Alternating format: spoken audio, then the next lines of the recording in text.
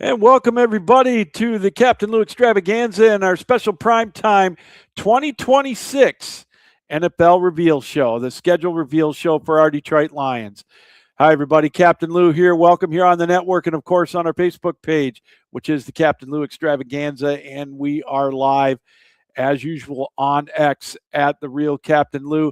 We invite you to subscribe to our YouTube channel. You get all of the great programming, including shows like this, our 2026 Detroit Lions schedule reveal show, although all the games have probably been announced about 3 hours ago.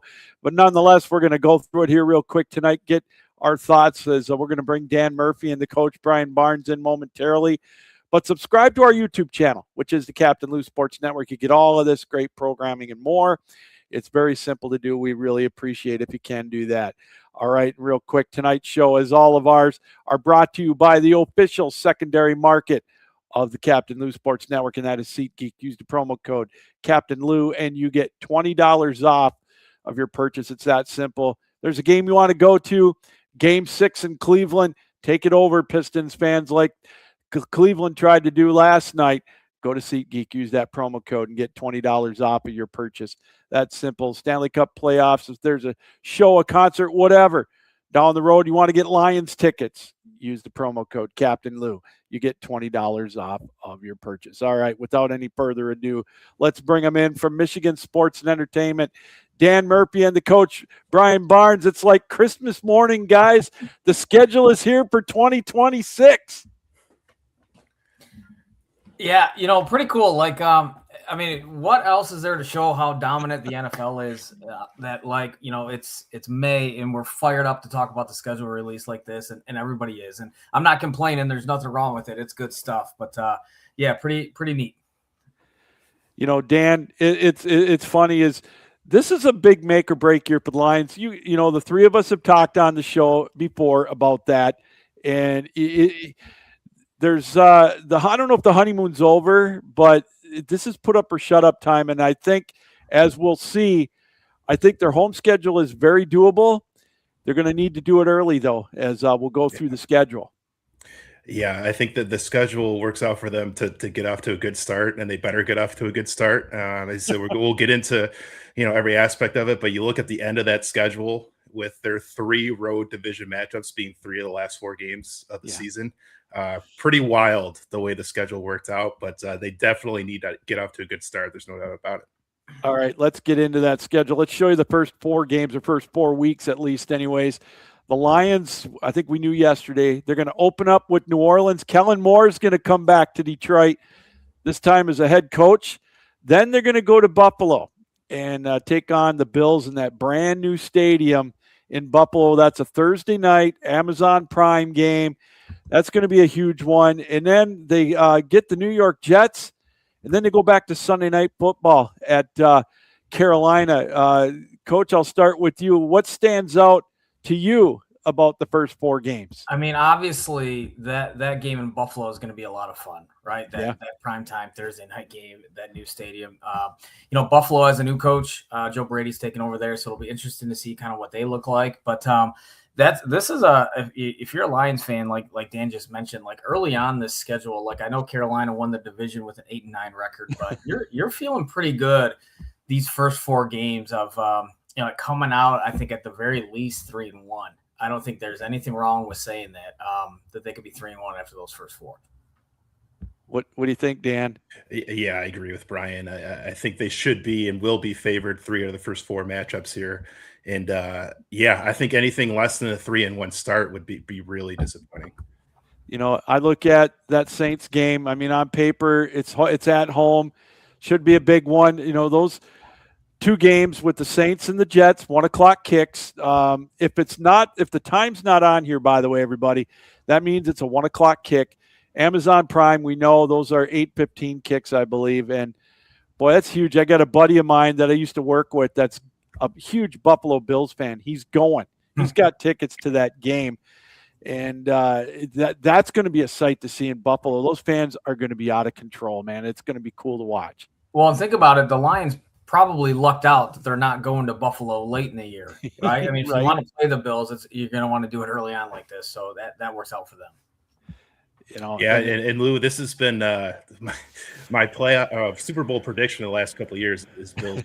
And I'm just going to keep picking it every year until it happens, because I think it would be absolutely amazing to have Buffalo and Detroit, two of the most tortured fan bases in the NFL. And I hope this is a Super Bowl preview, and I think it very well could be. I couldn't be any more excited for this matchup, Buffalo and Detroit. Boy, I tell you, it is amazing, and it's nice that Detroit gets a Sunday night game in Carolina. I think that'll be fun for everybody to watch that one. So I'm with you guys. I think 3-1 out of the chute in this part of the schedule. I think it's almost paramount that they go that, because we'll talk about it later. Let's get to the second 4 games, or the second 4 weeks, I should say. They go to Arizona. This is going to be an interesting matchup, Dan. It seems like it's a Maloik when they go there. They should win. They've been favored every time they go there. So it seems like Detroit lays an egg more often than not in Arizona. By this time, it's right before the bye, before they take on Green Bay and Minnesota at home. But this is one they got to have on the road.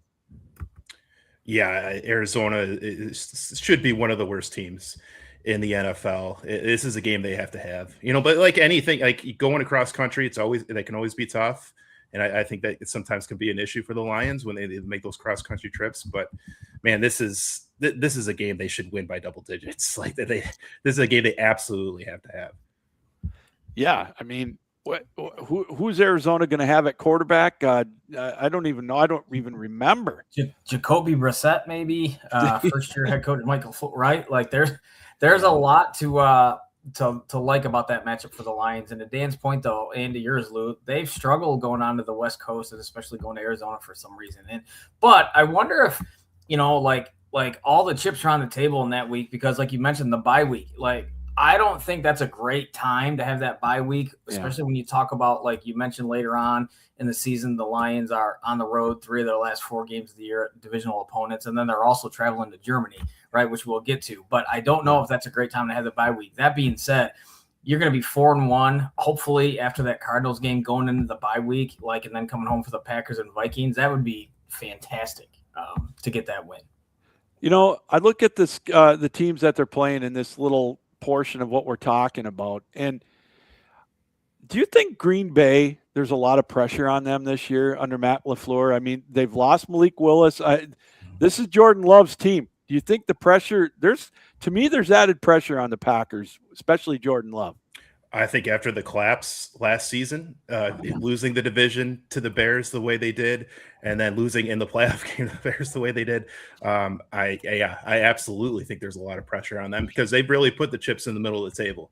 I know a lot of us have screamed for the Lions to do that and to go all in and make a big move, but the Packers have done that. Like, they put their chips in the middle of the table. They didn't have a first round pick this year because of that. Like, they're a Super Bowl or bust type win team, and I definitely think there's a ton of pressure on the Green Bay Packers this season. Well, and at the end of the year, even though it was unsubstantiated, but there was a discussion what are the Packers going to do with LaFleur? Because he'd gotten them pretty close before, right? I mean, granted, Aaron Rodgers and was a quarterback; things are a little bit different, but he's had a history of getting the team really close, but not taking that final step that Packers fans are accustomed to. So, I think definitely a lot of pressure on them. And Lou, I just want to mention that bye week, good and bad, right? It's kind of nice to have that bye week before a big divisional matchup with Green Bay and then a divisional matchup with Minnesota. But to not have that bye week around the time when they got to go overseas to Germany, I was really surprised, because usually with those overseas games, the NFL tries to get your bye week, in that area, because you're going to have so much jet lag. That's a ton of travel to do, and to ask them not to have a bye week anytime around there, a little bit tough with their schedule and how it works out. But it is nice in terms of who their opponent is after the bye week, and to have a huge game with Green Bay, because of an extra week to prepare. Yeah, and I'm kind of glad they're not playing them on Thanksgiving as well. I know we'll get to that in a moment. Let's segue to the next portion of the schedule, guys. You talked about it, that game in Munich.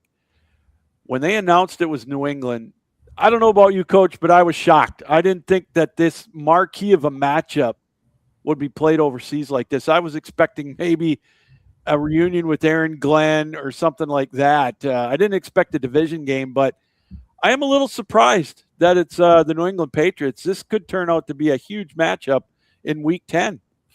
Yeah, and you're right. Historically, the NFL hasn't always put great matchups on. I mean, obviously, Jacksonville, we know, is like there every year, right? And so that's not always a lot of fun. But yeah, I agree with you. And it could be a fantastic matchup. Like, you never know. Like, the Patriots' run to the Super Bowl felt kind of smoke and mirrors, like a little bit. You know, not to take away anything that they did, but you wonder if Drake May, like, he didn't play great in the Super Bowl, if he's going to regress a little bit, or he reached his ceiling already.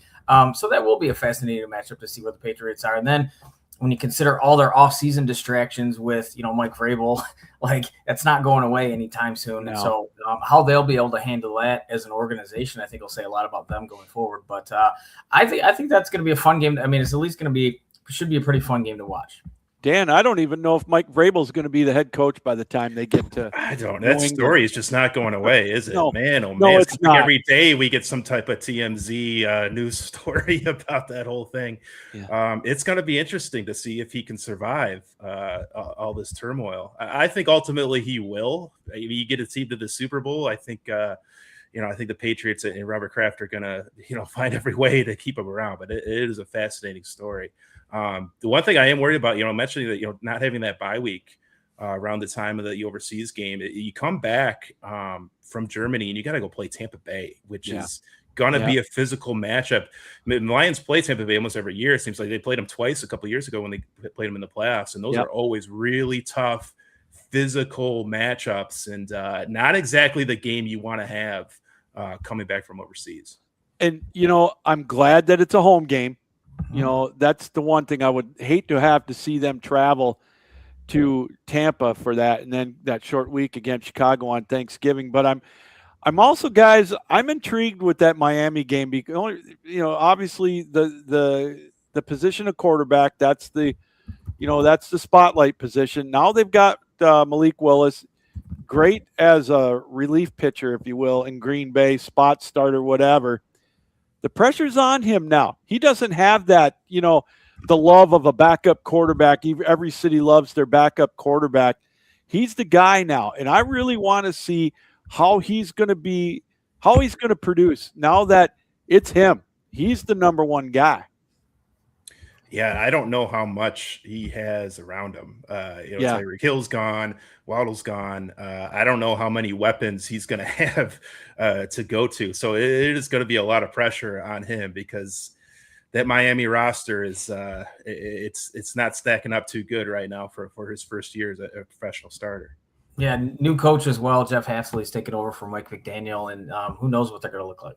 Yeah, I that's what I'm intrigued about. So, I mean, I'm counting that as a win, in my way too early predictions, but it's hard to say too. It's a road game in the heat. Then they got to go from there, out to Munich. And that's the other thing, I don't know. Are they going to leave from Miami, go right to Germany? Are they going to come home, then fly to Germany? It's just, but then again, these guys, it's not like they're traveling economy. And, and they're like in row 27 bunched up against somebody for 9 hours. I don't know if that's overblown a little bit. I could see them flying over on Monday, but, we could talk about that later in the year. And, of course, the Thanksgiving game against the Bears. Guys, we all know what happened 2 years ago when they played them on Thanksgiving when they had that brain fart there in the last 30 seconds of the game when they didn't call a timeout when Eberflus. I don't know what he was thinking. Yeah. Thank goodness he did that, but got him fired. It did. And, that's an intriguing matchup. I don't know if I'm 100% sold on the Bears either, but this is a game. It's going to be very intriguing because the Lions are going to be tired, Dan. They're going to be very tired at this point with this Thursday game. And that's come back. The Lions have told us that times before, where they play these many games in a short amount of time. They flat out said, "Yeah, we're tired, we're beat up." And these are 3 straight games with all that travel. This is a really tough stretch of the schedule, and this could be really kind of a make or break point, because we're going to get into it. But the end of the schedule is going to be so crucial. We're hoping they get off to a great start, but this is really what can make or break whether they get into the playoffs or whether they win a division, because these are three really tough, really physical matchups. And then to finish off that 3-game stretch with Chicago on Thanksgiving, it's going to be an emotional, intense game. This is a tough stretch, no doubt about it. And Coach, I look at it every year. We get hyped up for it, and it just seems like in the last few Thanksgiving games, Detroit has just been prone to so many mistakes. That's I'm sure we'll talk about it later in the year. We'll get together and talk about the Lions, but that's always something that I've seen out of the Lions lately on Thanksgiving. Yeah, that's fair. And like for selfish reasons, I think I would have preferred an opponent other than a division opponent on Thanksgiving, right? Just from a pure fan perspective. Yeah. Like actually we talked about the Patriots. Like that'd have been a fun Thanksgiving Day game to play them. But, Dan and I have talked so much about this, and Lou, we've probably brought it up with you on another show.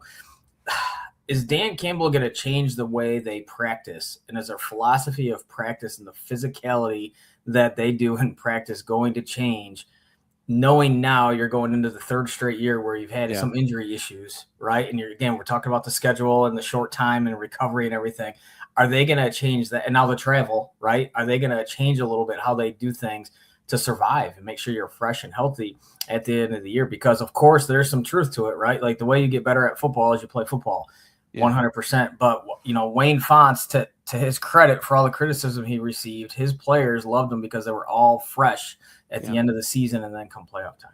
And Lou, if I could jump in real quick with that, they have made some changes to how they're going to treat this offseason. No rookie mini camp, no joint practices, which they've done, I think, every year since Dan Campbell's been here. And those are always pretty intense. You bring in another team or you go and practice with another team elsewhere. Those practices are almost like little preseason games, and even more than preseason games, because it's the starters playing against each other. Like those can take a toll. And we've, as Brian mentioned, like we talk about this, there's only so many bullets, like there's only so many hits that these guys have in them. And it adds up. And I think, to Brian's point, I think they are going to make some adjustments. And I think these small adjustments we're already seeing in the offseason kind of points to that they recognize that they need to make some changes. And I think they're going to do that.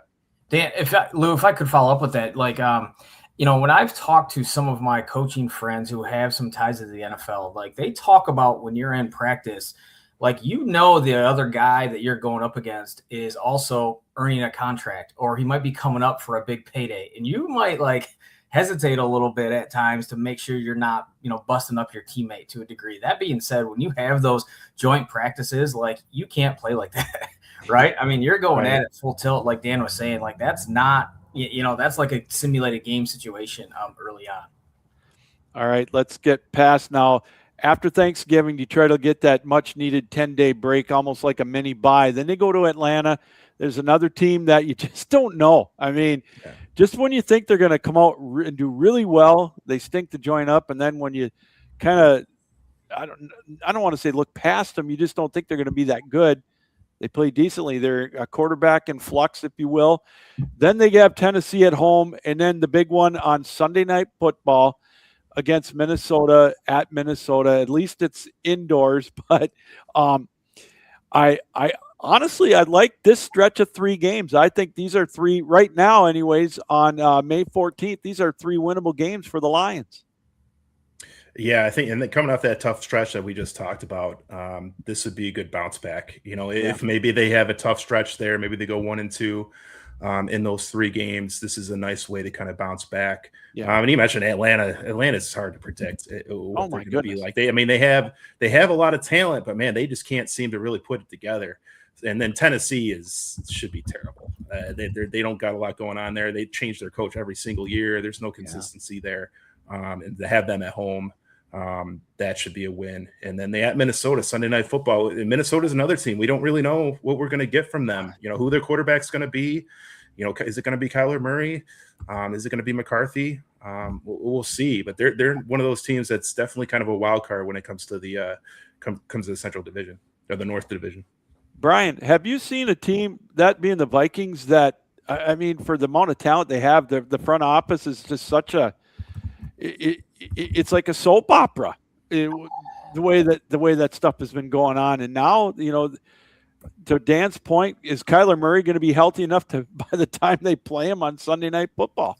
Gosh, that's a great question. Who knows? Like, unfortunately for them, they were so high on JJ McCarthy when they drafted him. Right when you draft a quarterback in the first round, like you want him to be your guy, and you let Sam Darnold go, who goes and wins a Super Bowl, and you're hoping JJ McCarthy is the guy. And then apparently they have some doubts, though, because that's why they brought in Kyler Murray. And you're right though. Their receiving core is so good, and they're always going to give the Lions trouble because even though we think the Lions, improved a little bit in the secondary, like Justin Jefferson and Jordan Anderson are still dudes.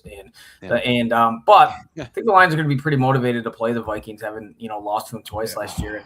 And Dan talked about this. Like, I think that home game that they lost, that winnable game, where they had the lead, I think, right. And then they completely laid an egg in Minnesota. And that's what frustrated me, thinking, hey, Dan Campbell, culture guy, grit, always going to have him ready. And that was the first time I felt since he's been here that they did not look interested in playing. And that was hard. So I think they'll be pretty motivated going to Minnesota. All right, let's take a quick look at the last 3 games. This is going to be interesting. They've got the Giants at home on Monday Night Football right after Christmas on that Monday night. And then a short week going to Chicago, January 4th, 4:25 kick, and then Lord only knows what time that last game's going to be. If it means anything, it's a rivalry game. Our luck, it'll be a Sunday night game, 8:20, 7:20 kick there. Who knows how cold it's going to be. But, guys, the last time the Lions played in Green Bay on Sunday night, they did pretty well. So, 3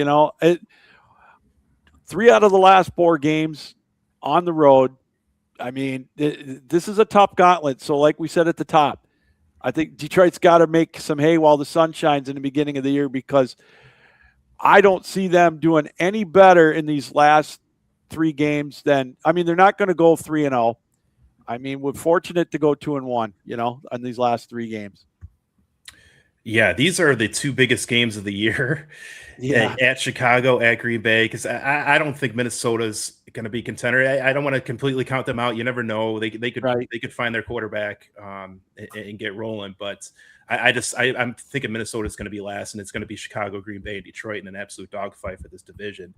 And to have the 2 biggest games of the year both be on the road in the last 2 weeks, cold weather in Chicago and in Green Bay, not exactly ideal for what you want to have. So for the Lions, we talked about it. They have to get off to a good start. You don't want to get into a situation where to win the division, you got to win both of these games on the road in Chicago and in Green Bay. You'd like to have a little bit of a cushion going into these last 2 weeks, because that's tough, man. That's a lot to ask to go into Chicago and Green Bay back-to-back to end your season. And Coach, they're both. I mean, Chicago's good. I mean, as much as I'd like to say they're not, they're good. And then Green Bay. Green Bay's Green Bay, like we said. It's a rival. I mean, it's. Yeah, these are not going to be easy games at all. I mean, like to Dan's point, who knows what the health's going to be for both teams. They're both going to be banged up by week 18. It's so. Have you ever been to a game at Lambeau? Either one of you guys? No, I have not. It's on my bucket list, but maybe we should give the Lions a little bit of credit, because in the last few years they have won, in, like you mentioned, Lou, in Green Bay and in Chicago, right? It's happened. And so to Dan's point, I think a lot of it's going to depend on what kind of start they get off to, right? And that's what we talked about. Like, is there going to be any leeway? Is it going to be desperation mode those last 3 weeks, to where if maybe they don't go, 2-1, they're playing on the road in the playoffs instead of hosting a home game, right? That sort of thing. So it just depends. Like, if you get off to a good start, I think sitting here right now in May, we'd all feel better about that end of the season schedule than if they start off poorly. Like, if they're in desperation mode, or like you said, Lou, if they're a little beat up, that's going to be a problem. And one thing I'd add, Lou, I say the 3 biggest games are the road division matchups. They're 3 of the last 4 weeks, right? Yeah. Not ideal, but one of the key players for the Lions defensively is Brian Branch, and we're not expecting him back to maybe mid-season. Right. So hopefully you have him back, and he's had a few games under his belt by the time you get to these 3 road division matchups at the end of the season. And maybe this is the year. They've had so much bad luck when it comes to injuries these last 2 seasons, being probably the most injured team over the last 2 years, maybe that luck can change a little bit and they can come into the end of the season and be a healthier team than they've been the last few years. Because let's be honest, guys, it's injuries more than anything. I know Brian will say Jared Goff and different things like that, but let's be honest, it's injuries more than anything have derailed this team the last 2 years. And it's really, to me, what it's going to come down to. How healthy are they going to be going into these last 2 weeks? Well, go ahead, Brian. Thank you. Sorry, Lou. Like, not only that, like, we're guilty of this as fans, but, Green Bay and Chicago, like, they're looking at that like, holy heck, we got to play Detroit at the end of the year. Like, if we might have to play a healthy Detroit at the end of the year. Like, you know what I mean? Like, sometimes we get caught up in it. Hey, it's a road game against a tough opponent. Yeah, sure. But guess what? Like, we've said it like crazy. The Lions have a pretty good roster too. So it's not like, those teams and those fan bases aren't like, ooh, that's an easy end of the year for us as well. So sometimes we forget that. All right. So I'm going to go through this lightning quick for our way too early predictions for the season. All right. First 4 games, I'm going to say 3-1. Agreed. Yeah, I'm right there with you. 3-1. All right. So all 3 of us are at 3-1. And then we'll come back to it in the fall. And, this is why we do it on May 14th, just to have some fun. All right. 3 games here. I'm going 3-0. I'm gonna say 2-1. I'll go 2-1 as well. I'm gonna say a loss to the Packers. Okay. All right. This is what I think is the most brutal part of the year right here. They go to Miami, then they go to Munich, and then they got Tampa Bay.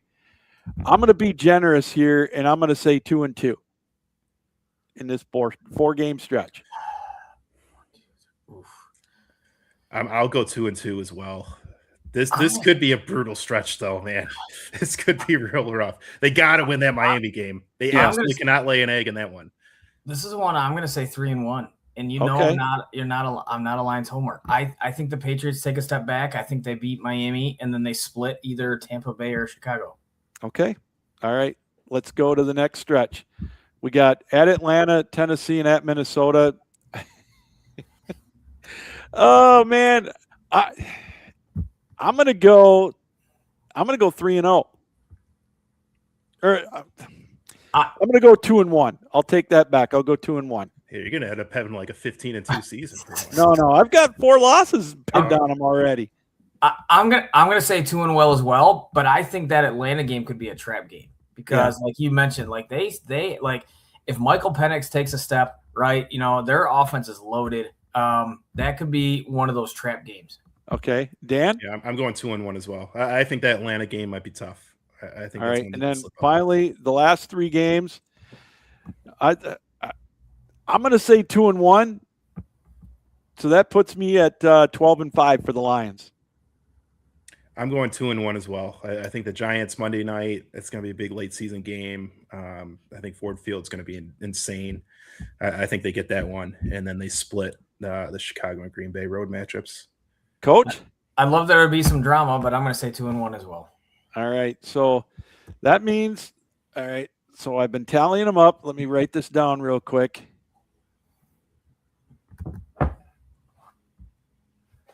And all right.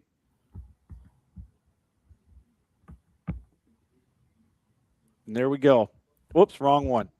Magic of Live TV. The coach and I have 12-5 for the Lions, and Dan's got 11-6. I think that's good enough to win the division. You think 11-6 is even good enough to win the division. All right. I think my next question. That's be a battle. Yeah.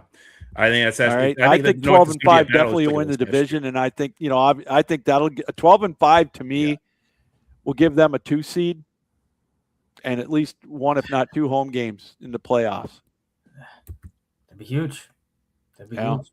So I had a chance to look at some of the other, just a real quick look at while we finish up here tonight at the other 3 teams in the in our division, and I looked at Minnesota, and they finished with 3 out of 4 at home, 5 out of their last 7. And the other thing that stuck out to me is they've got the fewest oddball days. I think they've got 1 Thursday game, and I think another one. Or they only got 2 games that are non-Sunday. They got a Monday night game and a Thursday night game.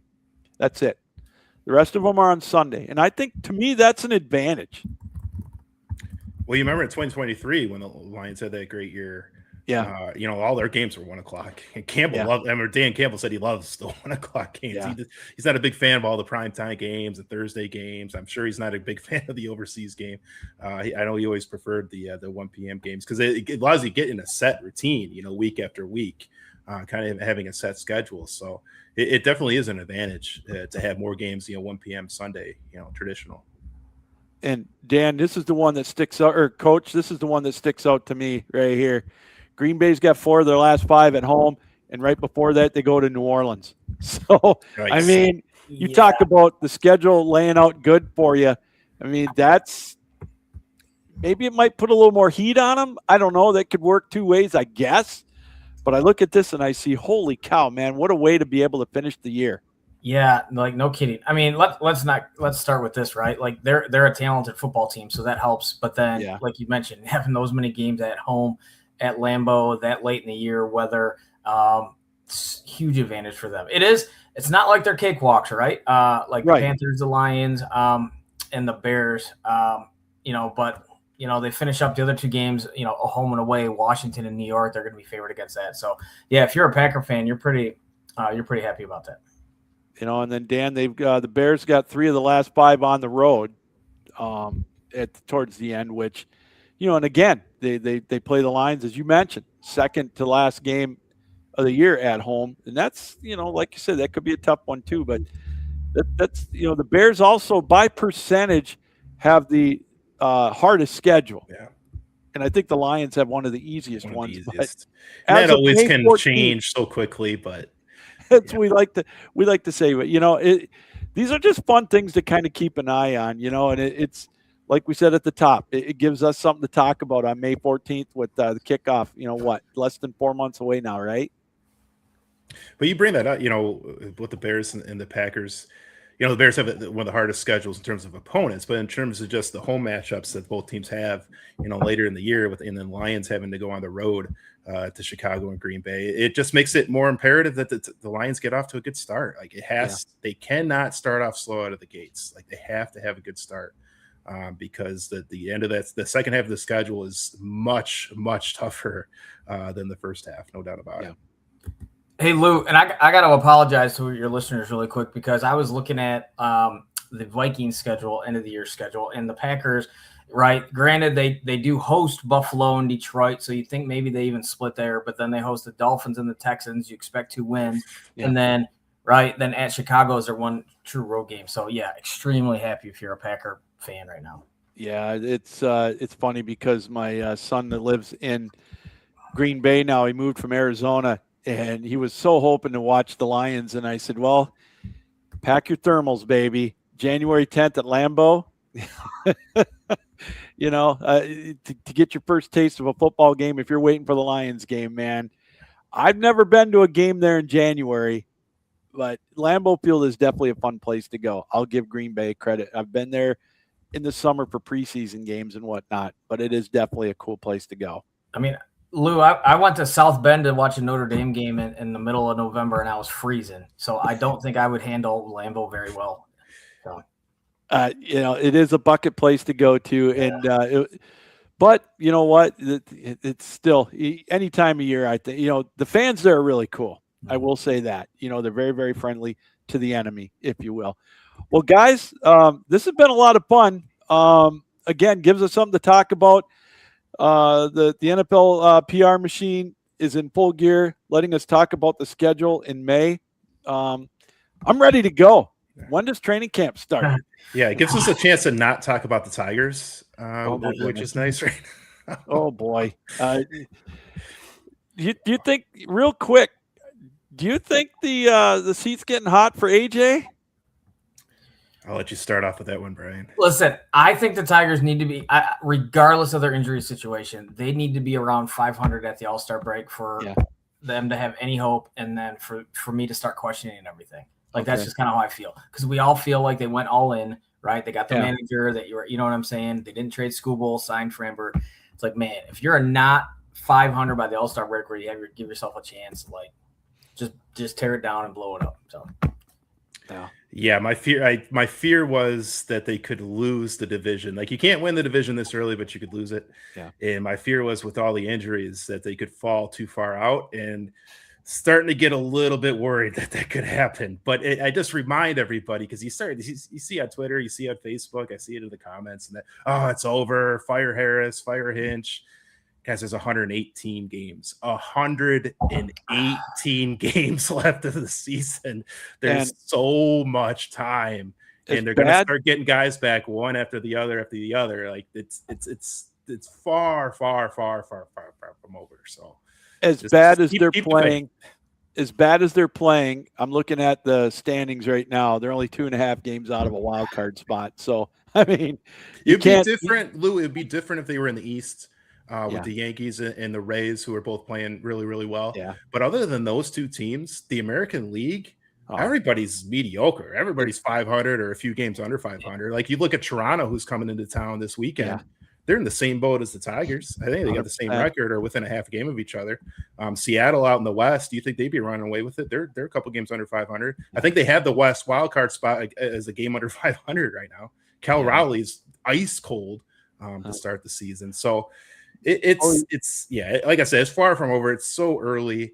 I wouldn't be completely jumping off the bandwagon yet, but I would be lying if I didn't say I was a little bit worried right now with how things are going. There are only 5 teams in the American League, Lou, with a positive run differential, and obviously the Tigers aren't one of them. So to Dan's point, like, yes, it is very mediocre.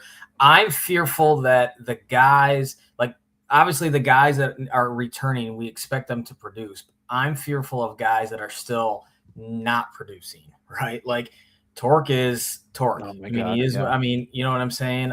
Wenzel Perez is who he is. He's a 4th outfielder. That's a great utility guy. But I think you're just not going to get production from certain guys, and they have to accept that and figure out a way to mitigate those issues.